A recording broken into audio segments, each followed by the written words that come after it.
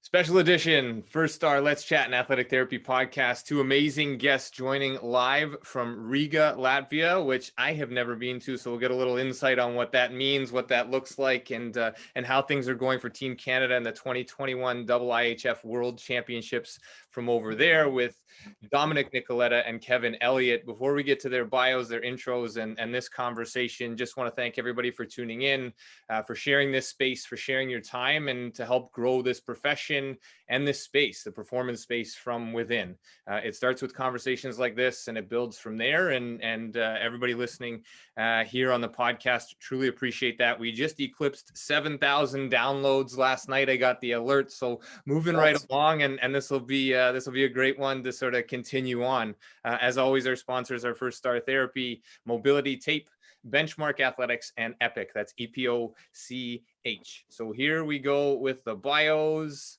Domenic Nicoletta just completed his 19th season with the Senators organization in the NHL and his fourth as the team's head athletic therapist.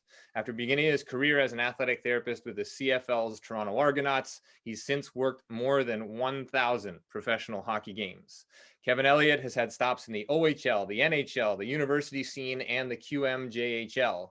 In April, the long-time Charlottetown Islanders therapist joined Hockey Canada in a permanent capacity as the new manager of medical services. In this role, he's responsible for a number of different projects. Hockey Canada's vice president of operations alongside him, and Scott Smith, the chief operating officer of Hockey Canada. Kevin recently served as an athletic therapist with Team Canada at the World Under-18 Hockey Championship in Frisco and Plano, Texas, has, I assume, jumped on a plane or a couple. And these two have joined forces with Team Canada and have been kind enough to join us here again live from Riga, where Canada attempts to make a run at the World Championship. And no coincidence, coming off your first win. They must have known you're coming on this show. We had to have something to talk about. A 4-2 victory over Norway, with Kazakhstan and Italy, I think, coming up next on the schedule. Dom, Kevin, thank you so much for carving this into your schedule. I know you just left the rink and things are busy. So we'll start with a very much appreciated and humbled and grateful thank you for your time. Thanks for having us, James. Thank you. All right, beautiful. And we got you in the same room. So how are things, before we get into the hockey stuff and your careers and all of these different things, how are things in Latvia? What is the go-to, let's go food first? And then what is the COVID bubble situation there as well? You want to take this one? Okay, the go-to food will be whatever's in the whatever's served in the meal room that we have, and the food has been absolutely outstanding here. It's been high-end, high shelf. A lot of chicken, a lot of salmon at dinner, a lot of everything for breakfast. There's, I honestly cannot say anything bad about the food over here. It's been absolutely incredible. As for go-to, it's whatever we didn't eat the day before, just keep rotating around. It's pretty much a lot of salads. So it's been a lot of good. Yeah, unfortunately, it's a tight bubble. So we're, it's even tighter than the NHL was. We're not allowed to roam at all. So we're in the hotel and at the rink, and those are the only two approved places we go. We can't even take a walk outside. So that's heavily secure. The IIHF really wants to make sure that this thing doesn't get intervened by COVID. So we got our set meal room downstairs, and like Kevin was saying, they try to switch it up as much as they can, but some old favorites come back around. So it's not a short tournament either, right? It's spread out. It's a fairly big commitment, a large commitment on your part. Dom, you just finished up your season. Kevin, you just finished up your season, and obviously, like as mentioned, the under-18 championship. So this is sort of round the clock for you guys in the hockey world, and I think that's something that goes such a long way to sort of consider in terms of a career and longevity and being able to balance sort of life and home and all those other pieces as you go through your career. And I think those are amazing shares to see what a schedule looks like, and then add in a lockdown and bubbles and all these different pieces, you start to appreciate, I guess, the walk from the room to the meal room, from the room to the rink or the bus trips, those little short or long, however they are. There's no outdoors, so you can look out the window behind you. Looks like some beautiful architecture, at least to observe and enjoy. But again, this is amazing that you would share your story, your path, and all these bits and pieces along the way. We're in sort of the back end of a stay-at-home, order in Ontario, and it's amazing to sort of be able to showcase sports, and sports has led the way in a lot of aspects and regards in terms to COVID. But let's jump into the hockey piece, because I think this is an interesting one. Dom, you're in the NHL. Kevin, obviously you've transitioned, through the NHL, the OHL, all those experiences that you've had along the way. But here you are in a different country, a different set of rules, the IIHF, obviously, and the governing body, and you have Canadian athletes. And I was just going through the roster. You have like NHL, you have some university athletes, you have a whole bunch of different guys. So what do you do with that roster? Like, you're used to knowing your guys inside and out. So what's sort of the first stages for you getting to know your roster when it comes to a tournament like this? It's definitely a little quicker for sure. So we, some guys you may have had a personal relationship with, like I know I have 3 athletes from my team, so 3 players that I was obviously familiar with, and then a couple from past world championships. But other than that, then it's really a feel as you go, where you try to be as open as possible, and try to meet everyone on the first day. Names are tough going the first 3-4 days. Nicknames definitely help there. So it's a lot easier to remember someone's nickname than their first name, to be honest. You just you're just a little more conscientious about asking the right questions, and like, what do you need, or prompting guys, because you see, especially the younger guys are a little bit more reserved, a little shy at first to come and ask for things. So just try to be as open as possible and as endearing as possible, I guess. Yeah, no, 100% agree. 100% agree. Like, for us, I think too, one of the big things, you watch the equipment guys who are a blessing to us, because they probably feel out the guys more than we will from that standpoint, because they're going to be a lot more busy with the equipment and stuff like that. But I think being in these events, what I've learned over the years was, if you're a good listener, to listen around the room, listen to what guys are talking about. There might be some things that spark a conversation that kind of introduces you to them, maybe to their personality, to their history a little bit. So that makes it a little easier that way, I find. Yeah. Once they get go ahead. Go ahead, Dom. Go ahead. Once they get assigned to, we get a little bit of help with their history and their medical side of who they are.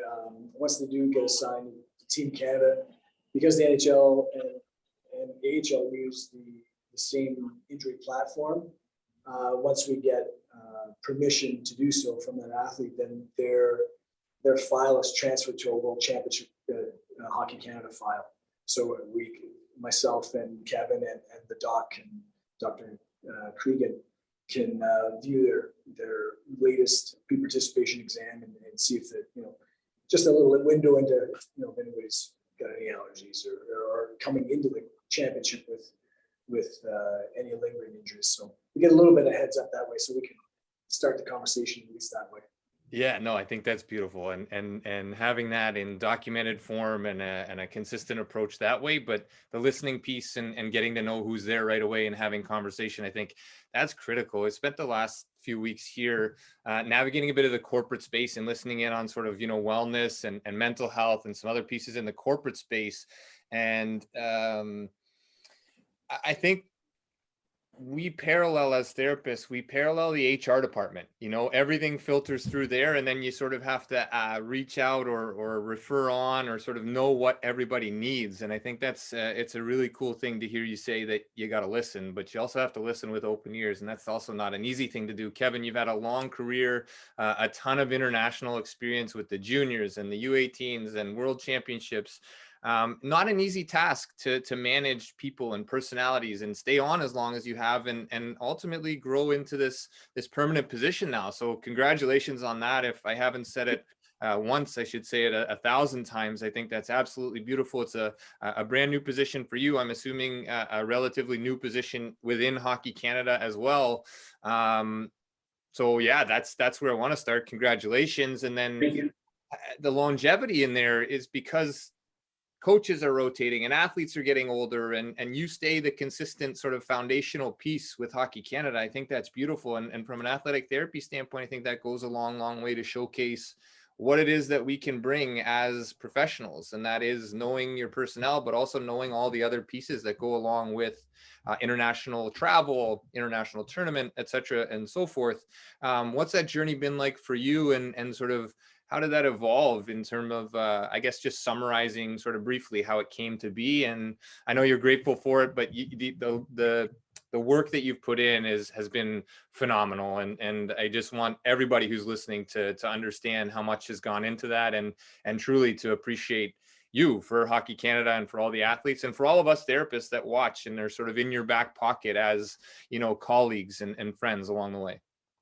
Well, thank you very much for that presentation. I'm not a big fan of that kind of stuff, but I really appreciate that. Yeah, it's been a heck of a journey for me.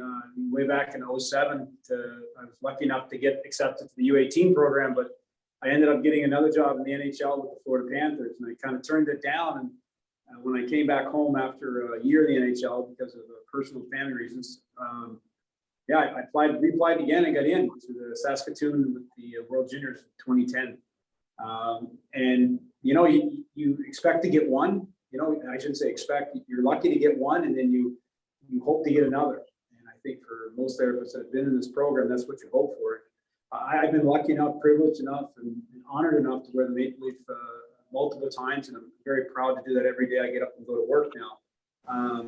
How I got there, I don't know.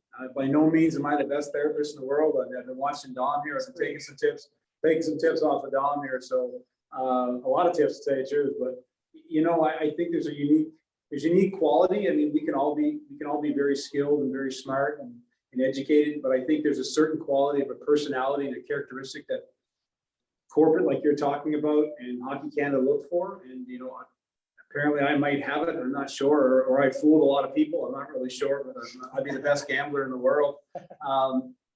You know, it's if you can relate to what's going to happen and you can act on your feet, and you know, you don't show any panic, and you know, you keep an even keel as much as possible. I think that goes a long way in our job. I mean, like, obviously we've been through I've been through a lot of events in my life. I've been through a lot of, like, you know, things in hockey and stuff like that. And you can keep that even keel and keep your professionalism and keep I think your characteristics of yourself, your personal characteristics, like the ones that you're hand down from your mom and dad, you know, if you're humble enough to keep those and maintain that through the years.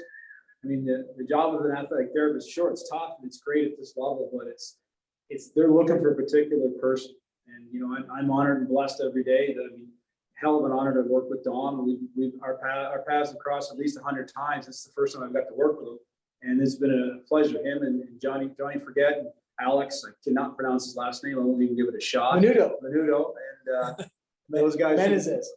Menezes. I mean, these guys in the Ottawa organization, that's a class organization. It just shows by the people that are here. So that tells you a lot about what they're looking for. I mean, for me, this has been a heck of a journey, James. I've loved it, every step of it, and I'm really looking forward to my next part of it. I have no idea what I'm doing. I'm not going to lie to you. I haven't even got to Calgary yet. I got hired April the 12th, and I've been to Dallas for 3 weeks, and now I'm in Latvia for 3 more weeks. So I really don't even know what I'm doing. So, but I'm really honored.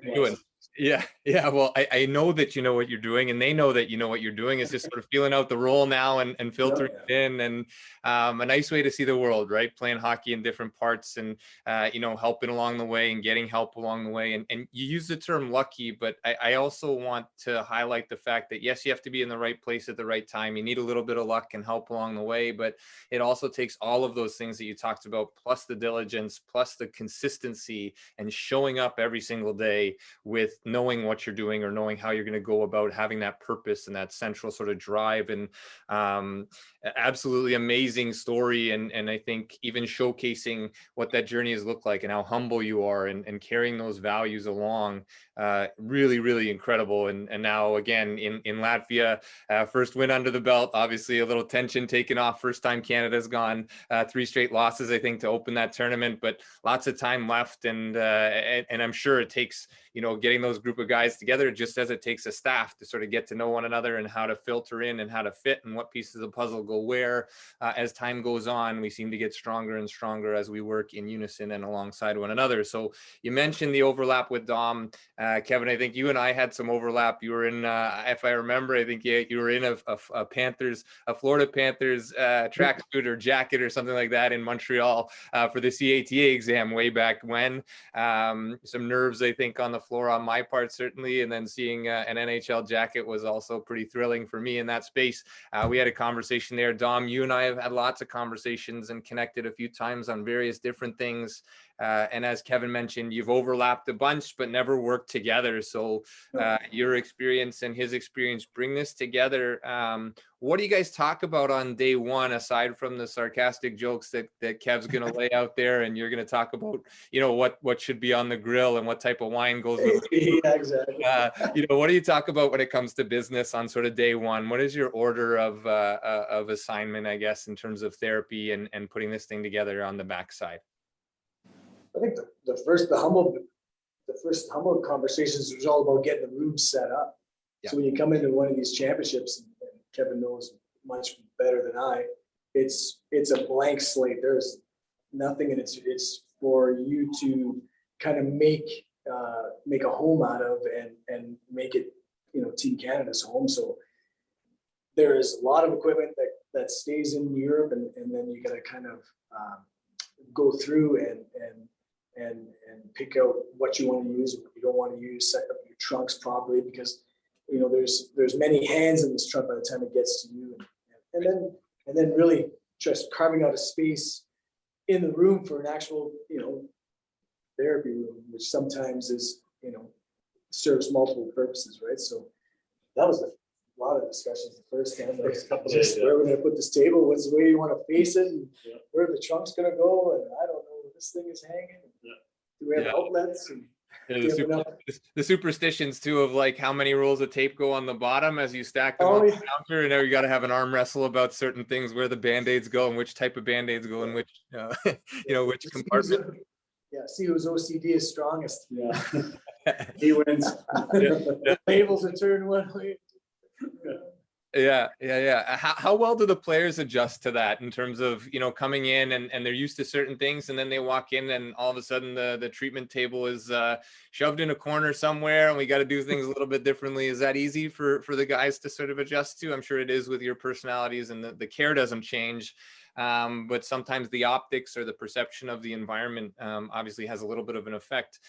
Is that something that you consider in terms of working with these guys that are coming from, various parts of the world and different organizations? You got it. For sure. Oh, no, for sure. Absolutely. I think they understand that it's not going to be exactly like home. Like I know the difference between even this World Championship and the one a couple of years ago, like the room we had 2 years ago was double the size. Right. So you gotta make it work the best way you can. But the guys understand. I mean, there is enough room, and you get a couple of tables in there, and set up your trunks like you normally would. It's really like a road game. So the guys are used to road arenas. Some of the new buildings are fantastic, but I mean, some of the other buildings have a little bit of challenge with space wise, but the guys are pretty forgiving as long as you're. You said it a few times. As long as you're the consistent entity in the room, and Kevin and I are in there, and we're willing to work, and it's usually not an issue for sure. Yeah, I haven't seen that at all. It's not the biggest room in the world, and we've been adapted. It's like you say, it's not home for a lot of these guys, but they adapt. They know what they're looking for once they find it the first time. And we've seen it's a routine now with a lot of the guys too. A lot of the veteran guys, even some of the younger kids, know the routine, know where the rehab stuff is, know where the Theraguns are at, and all that stuff. We'll shout out the Theragun there, something like that.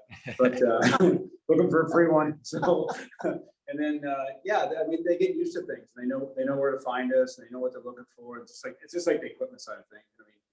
It's like food. They know where it's at. We'll find it. So. That's right. Just follow your nose. That's it. And then you'll get what you need. Again, joined by Kevin, Elliott, and Domenic Nicoletta here from Riga, Latvia, the IIHF 2021 World Championship.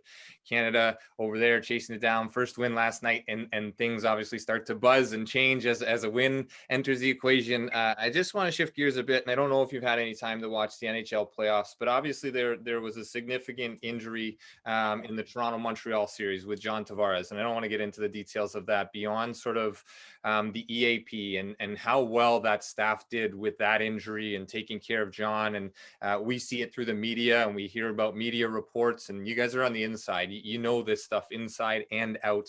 A scary one, and I don't use the term scary very often when it comes to watching sports and seeing injury because we're exposed to that, but high-speed collision on his way down to the ice, need from the backside as he's falling without any brace or anything like that along the way, and then obviously what ensued following that. In terms of an EAP, there's fairly routine practices, I'm sure, in terms of, okay, this is how we're going to do things, but when the real situation happens, there's an element of, yes, that consistent calm, Kevin, that you talked about, and that is through practice and through understanding that this is going to happen at any time and probably when we're least prepared for it as opposed to when we expect it.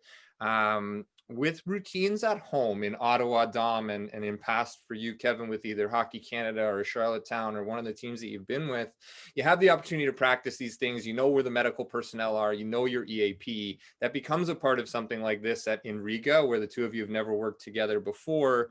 How and when do you sort of talk about that, and how do you go about setting that up? Is that an early priority for you guys? Yeah, it was, and the IIHF sets up an opportunity as well, and they did by video first and just showed basically the skill set of the ambulance, the paramedics that are going to be on site, and what rolling technique and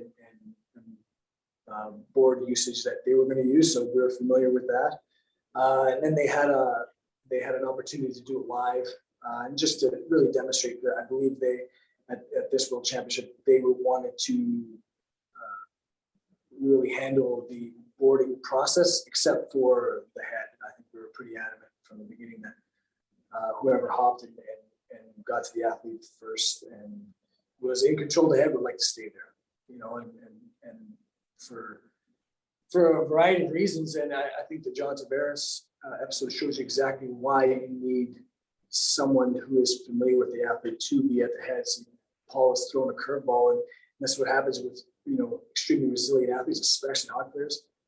The first instinct is to get up. Yep. All they want to do is get up and get off the ice, regardless of how serious or not the injury is. And he handled it beautifully. You know what I mean? You just have to maintain calm, keep reassuring your athlete, and coach him back down to the ice level where you can be a little more safe. Same here. Like, if they want to roll a certain way and secure the athlete a certain way to their regulations of the Latvian paramedics, so be it. But as long as we can control at least the tempo of that roll, and Dr. Creeding was allowed to do his evaluation, pretty good. So as long as we're all on the same page, and that was the whole point of the video and that mock, yeah, all good. I think that Don's statement preaches consistency.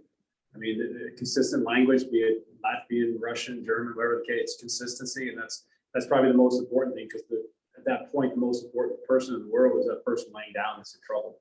So if you're not consistent, you're all over the map. We're not going to get anywhere with this athlete.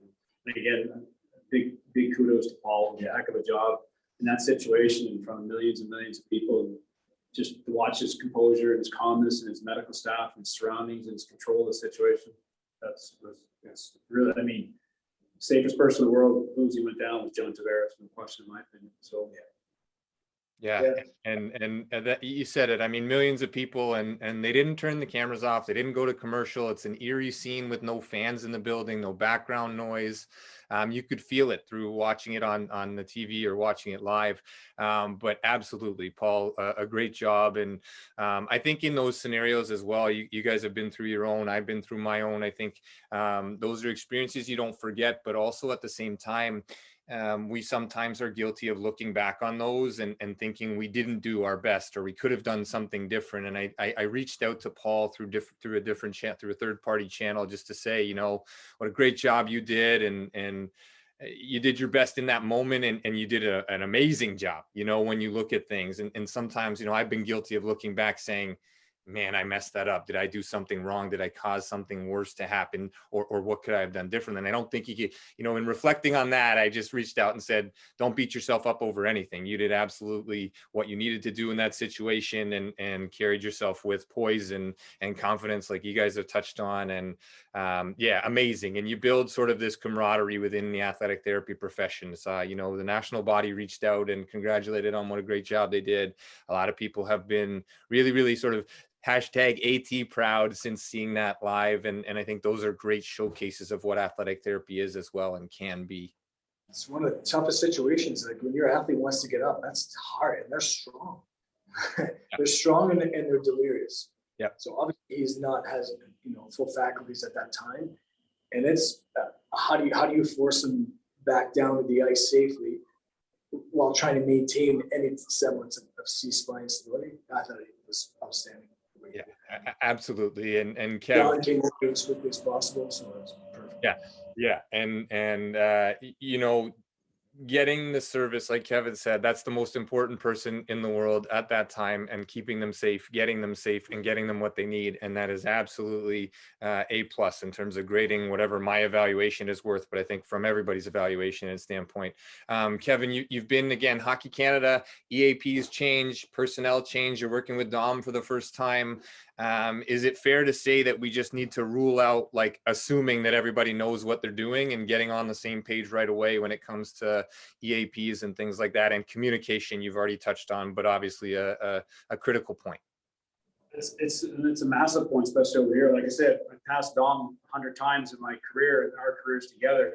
We've never worked at EAP together. We've never really discussed it. We took 5 minutes one night after dinner and having a coffee. He's teaching me all the skills of drinking espresso right now. So I should be half Italian by the time I get home from this. So we set ground rules right off the hop. I mean, I said to him, listen, here's how it's going to work. And we discussed it. And I said, Dom, you're going to be the first guy on the ice. You have control. I mean, you're in the NHL. You're the pinnacle of most careers right now. You take the lead, and I will follow up behind you like that. We knew that right off the hop. We watched the video of the EAP. We chatted with Dr. Creed many, many times. How was it going? He went and saw the videos, and we went through the live stuff. And you know something, you get it, but as soon as you have it, you put it aside that you rely on that. You've taken your sports first responder, you've taken your research, you've taken all the courses that require you, and you do a little reading. I mean, I'd be lying to you if I didn't. In my hotel room in Dallas, in my 14-day quarantine, I was down there for a couple times. I read over EAPs. I mean, you have to refresh. I mean, it's not all it should be, but I mean, sometimes you got to read up on things. So I mean, but yeah, it's getting that communication level right off the hop, like Dom and I have. It's a pinnacle of an event like this, and it's been like that for every event I've been to with Hockey Canada. It's one of the things we talk about with the docs. We talk about the other therapists. I couldn't tell you the amount of times Cheese and I have had a glass of wine or a cold beer and talking about it over a Zoom call. Hey, what do you think we're going to do in this situation? So it's good to get ahead of the game. It's so important. Like you trust in your association. That's fantastic. We're very fortunate to be part of this CATA. And we know the qualifications of our colleague, but I mean that 5-minute conversation is everything. Yeah, so we're all on the same page.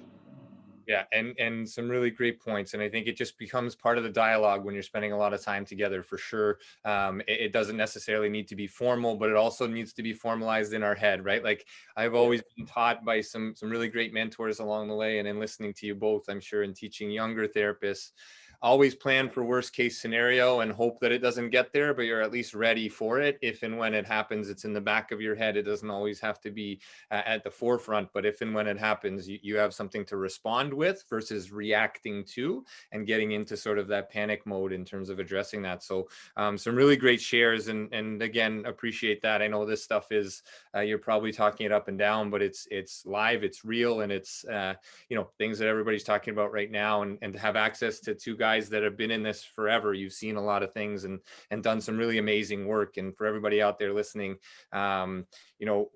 follow up on these guys with Dom Nicoletta with the Ottawa Senators and Kevin Elliott now with Hockey Canada, follow up on their career paths and understand what they've been through. And I think having, again, access to you guys and you guys sharing this little bit of time, even though it's may be short in terms of the grand scheme of things, it's in the middle of a tournament, it's in the middle of a pandemic. And I really appreciate this and all the listeners as well, because this is where it truly starts for me, is having conversations and creating access to people like you for your expertise, because you are the experts of your own experience. But by sharing that, you're creating awareness and growth and opportunity to connect for our profession, but also outside of that, into the performance space and everybody picking this stuff up. And I think it seems simple to just have a conversation, but there's a lot more to it than that. And really, really grateful for that opportunity. And especially to talk on the EAP and some of the relevant things that have been happening. So we'll come back around to sort of memorable experiences in the hockey space and some wisdom you can pass along. Long careers, you obviously didn't start where you are, but you are where you are because of where you started. How did things happen, Dom, for you? Some memorable experiences along the way, maybe, or just how this career has evolved. And then Kev, I'll throw it over to you in terms of however you want to take that and interpret that question, guys. What started, I guess, with U of Ottawa basketball in my last year of my undergrad there, and that's where I really caught the bug for athletic therapy, which I didn't know what athletic therapy really was at that point. Probably just before that, actually. That's why I took that internship. But yeah, then I decided to apply to York for athletic therapy, and I can't say enough of the experience that I had there. I had already come in with a degree, and I was able to just take the athletic therapy courses. And so I volunteered for anything and everything to build my field basis. And obviously you had your team commitments that you get every year. And that's what I try to tell anyone that asks, how did you get to where you got to, or how did you manage or choose hockey? And I said, I really didn't choose hockey. It was one of the many things I said yes to along the way, that, not paid and just volunteer, trying to get the experience, go to field hockey, go to a figure skating, go to a badminton, whatever, track and field. And so, it really started there. But how I got into the pro sport was in my final year at York, and Cindy Hughes, our clinic director at the time, needed 4 students to go and help the Toronto Argonaut camp. They were starting their training camp, and they needed, Jerry Townend, he's our sport medicine director now in Ottawa, was the head therapist there at the time. And he needed 4 students to help with, practice preparation and taping ankles, because we had the OSC carry a lot more athletes. And that was really step one. There was 4 of us. Aaron Brooks was one of the other students that came with us, Jason Meehan. And 2 of us got jobs there the next year. Aaron and I, out of that experience, Jerry hired us both the very next year. So I was extremely fortunate to 1 year out of school to kind of be in pro football. I thought I reached it. I was done. That didn't take very much, did it? I was like, I could have very easily said no to that opportunity because I hadn't worked football before. But that's probably why I said yes, right? So pro football, so for sure. So Aaron and I got those jobs, and it's fun. And Jer was basically headhunted the next year for Ottawa, and I have family in Ottawa. I did my undergrad there, obviously, and I told him I'd go at a moment's notice. I said, I don't know if you need an assistant or you have an assistant in the NHL at the time. And they didn't. At the time, I think there was, I don't know if there was any spots in the NHL that had an actual assistant therapist, at least not full time. So yeah, that's how that started. And he got the job in Ottawa. And a few months later, he said he's still interested. And I dropped everything and ended up in Ottawa. So that's kind of the nuts and bolts of how I entered it into hockey, into professional hockey. But it,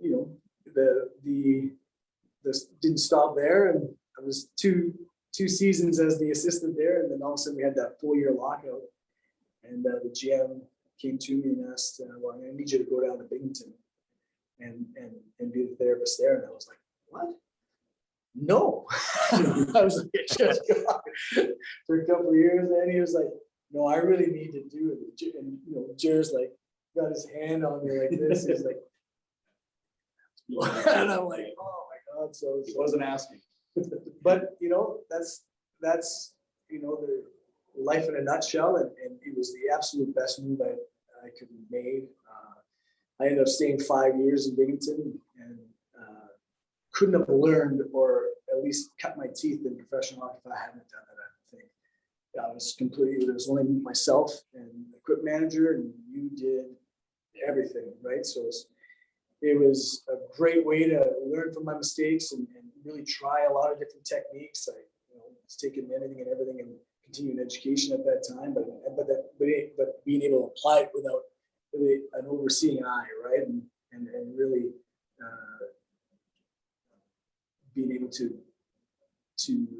be a little creative with that type of stuff, but also being accountable, right? It was only me, like there was no one else to look to, and so that was an awesome experience. And then ended back in Ottawa in 09, and the rest is history that way. The rest is history, but also the present, and an amazing walkthrough, and you really grow the appreciation for the game, for the sport, and for all that goes into it when you are sort of dangled out there on your own. Through the Ottawa Senators, I think my first job coming out of York as well, and Cindy's mentorship and some overlap with Aaron Brooks as well, but it was in Ottawa in the Can-Am Baseball League, and just dangled out there with no semblance of a structure or a team or even what I was doing at the time. And you really do. You cut your teeth, you learn from your mistakes, you reflect back, and you grow an appreciation for the equipment manager and for all the other jobs and roles that you're doing as you move up the ladder, up the chain, and you start to see, oh wow, somebody else is doing that part. Okay, now I can dedicate a little bit more time to this craft. And and Erin obviously went on to be the first ever female head therapist with the Argos down the line too. So some great overlap there. I mention to people all the time, and it's amazing that like there's still some some ATs and female ATs that don't know this. Yeah. And I stated as many times as I possibly can. I go, that we have there's some American counterparts that have unreal opportunities and with the Blue Jays and LA Dodgers and Sioux Falls and stuff like that. I go, well, we have our own homegrown right here. Yeah. And obviously, like, you also overlap with Jerry at the time and have grown with him. And that's another piece of being in the right place at the right time. And Kevin, you touched on earlier about being lucky, but it's also about taking the risk and saying yes, right? And Dom, you tucked on that to length, like say yes, do the things. You never know who's going to be your potential boss, your potential colleague. Every conversation matters, not necessarily to pose it as, an interview or an internship, but every conversation you have in this space, it's a small world, relatively speaking. Oh, for sure. And it goes to show that it doesn't matter the opportunity, or it doesn't matter how simple the job is, that whether it's taping an egg or applying a Band-Aid, taking care of an abrasion, whatever, do it the best way you know how. I'm not saying there's a perfect way of doing something, but the best way that you've been taught how to do it and thoroughly will always benefit you in the end, because they see that you have intent, that you're passionate about what you do, and you're serious about it. You're serious. And pro sport, like as much fun as we have, they're serious. Yep. They're serious. There's a lot of trouble over there, from applying a Band-Aid to knowing your EAP, and it does start with the small tasks, and it builds outward into what you do. Kevin, your same go, however you want to take that in terms of experiences, growth along the way. I know it's been a long journey. You've had a lot of stops and things like that. I don't mean that yet, but you still tell the story. yeah, but you still got the full head of hair working, and I don't think you've changed a bit since I saw you back in that Panthers jacket. Maybe just in terms of knowledge and experience, absolutely. But how about you? Where did it start, and how did it evolve for you along the way? Yeah, so I'm going to go way back. It actually started when I was lucky enough. I had a friend of mine working with or playing baseball with the Academy of Baseball Canada in Montreal. And I said to him one day when he was leaving to go play ball, I said, hey, listen, see if they need a trainer. At that time I was just a rink rat around St. John and Brunswick doing my stuff with my dad's hockey teams and baseball teams. And I said, see if you need a trainer. He called me up 1st of March, said, hey, do you want to come up to Montreal? We're going to go down to Cocoa Beach with the Academy of Baseball Canada. I said, sure. Got on a bus, 24 hours, a whole bunch of French guys. I didn't know a soul of the bus except one guy. And that turned into about a 9-year career in baseball. Because I came back home and I was lucky enough that summer to do Baseball Canada's World Junior Championships in Moncton that moved on to Brandon for the World Championships. The pitching coach was a gentleman there named Alex Augustino of Montreal. Mm-hmm. He said to me, listen, we're looking for a therapist for our baseball team. I was all right. I applied to Concordia. I was like Dom coming out of school. I already had a degree from the University of Texas in San Antonio. And I was lucky enough to get entrance. I got into the AT program in August, which is someone that dropped out. And a very good friend of mine, Dr. David Paris, said, yeah, we'll get you in the program. They did a 3-year program there. And the people I met along the way got me into baseball. And as you know, I was hired by the Blue Jays and was there for 4 or 5 years and then left there after a bunch of stuff. And then I was just along the way, I listened to Dom's story about how Jerry was his boss or his internship. I mean, you never, like I say, it's a small conversation. Next thing you know, the guy likes the way he does things or says things, and that just leads you on to something. It's your first impression. You can never make it the second time.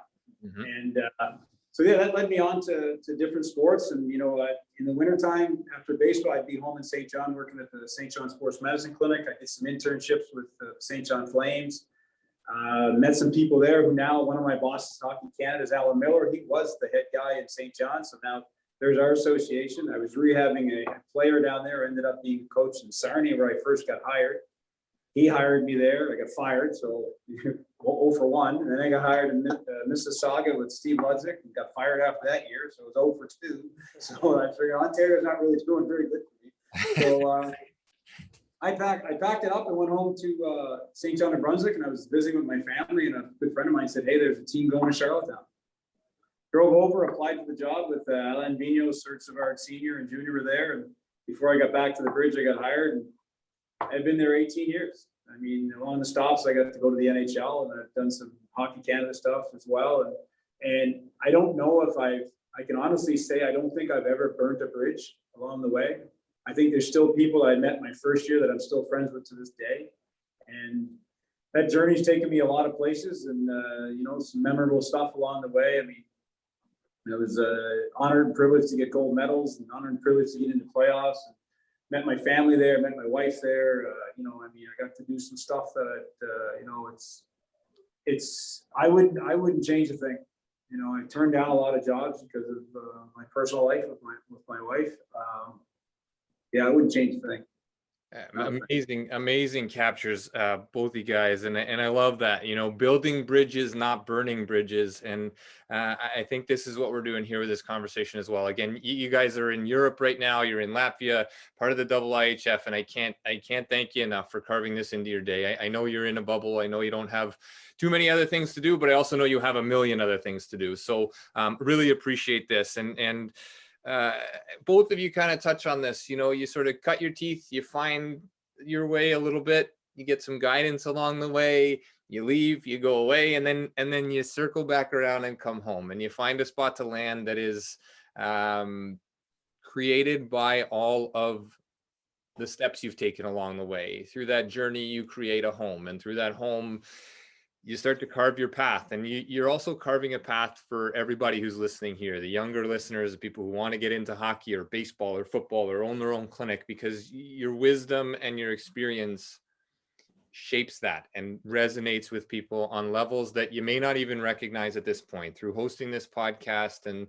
utilizing this platform as an opportunity to connect people in a time of disconnection, it's really begun to be something really, really special. And I'll just use this as a little shameless plug with June 2nd coming up with the awards and social banquet with the CATA. We have a table. Let's chat. We're going to find out what the details are. But anybody who's listening, Dom, Kevin, I know you guys are in Europe and the time change may be a bit of an issue, but if you're willing and ready and you're coming, please feel free to join the Let's Chat table on June 2nd, the CATA. This podcast also in association with the CATA and you know, some support in having these conversations from them and through them, and getting some publicity to have these conversations showcase our profession, but not as a standalone profession. I think as a part of an interdisciplinary world in the performance space, again, coming back to sort of that hub view, that HR view in the locker room, everything filters into and through athletic therapy. But I also see this profession as one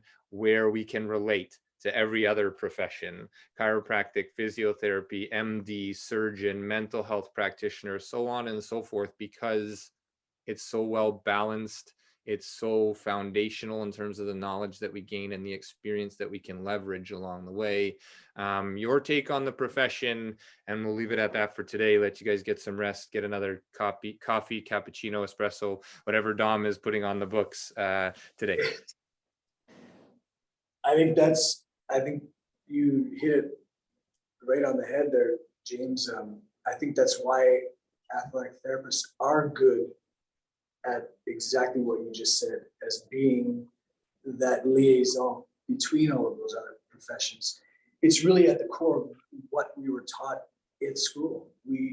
Because of our basis of being in a team sport, we are very accustomed and very good at being on a team. And on a team, you have a job to do, but you also have to relate to the rest of your teammates. You have to relate to the coaches. You have to relate to your colleagues. You have to relate to other people in different professions, depending on what situation is coming your way. So if you have an injury and you've taken that athlete so far, or they need further evaluation, you're the liaison to the doctor. And then if that doctor refers to a specialist, then more than likely you're going to be there with that athlete with that specialist consultation, and so on and so forth, right? When it's just a matter of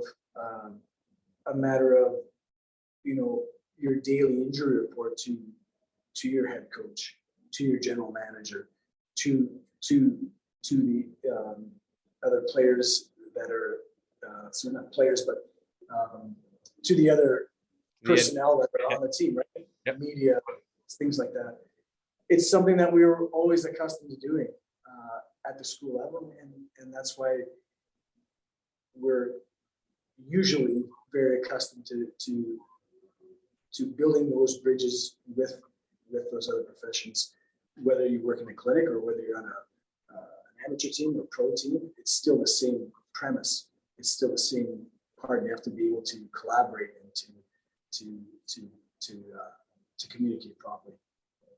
Yeah, you know, I think the word that keeps resonating for me is communication. I mean, it starts and ends every conversation. You got to communicate. And I think the way Don talked about how all the different parameters joined together, like, you know, back in Binghamton when he was a single guy, he was the main communication between everybody. Right. And now we have the luxury and the glory to have multiple people in our organizations. And I mean, I've done it in the minors, in the CHL, where you're the only guy, you're in charge of stuff, but you're also communicating things. And I think from an AT field, like Don says, as a team atmosphere, we have done an incredible job over the years to grow that into a team concept where what you're doing and someone else is doing, they may not be the same thing, but you know something that works. I mean, I go back and I don't want to bring it up again, but the thing with Paul, that's a team effort. There was 3 or 4 docs on the ice. There was 2 or 3 other ATs in the ice there. I mean, we've had the scenarios at PHATs where, you know, you get on the ice and who were they playing? Montreal. So, you know, Graham was on the ice and you know, that was all there. Their docs were on the ice. So that's a communication aspect. And that's part of our field. And that's, again, you have to be able to take all that information and utilize it. I think we're doing a heck of a job that way. And I think for students that are just getting into the field, again, communication. Some of us, we get tied up a little bit sometimes in these things, but you have that conversation, as tough as it is sometimes, these conversations are important. They save lives at the end of the day. So yeah, absolutely. It well captured. Collaboration, confidence, compassion, communication, consistency. These things are surfacing in everything that we do. And I love the fact that you guys are driving this home. Again, I truly appreciate Domenic Nicoletta, Kevin Elliott taking time from Riga, Latvia, the IIHF 2021 World Championships over there with Hockey Canada. Absolutely phenomenal, guys. Good luck the rest of the way. Wins, losses aside, the job that you do goes such a long way. The education that you provide, your time, your service, all of these pieces. Truly humbled to have you both here. Look forward to connecting again. I wish you good luck with the on ice performance for sure, but all the best in this time, and please stay in touch. And again, June 2nd, come on board. We got room at the table. It's a virtual table. I don't know how big these things can be, but a true pleasure, guys. Building bridges, not burning them. Dom Nicoletta, Kevin Elliott, thank you so much. A special on-site version of First Star Let's Chat, an athletic therapy podcast, guys. Thank you so much.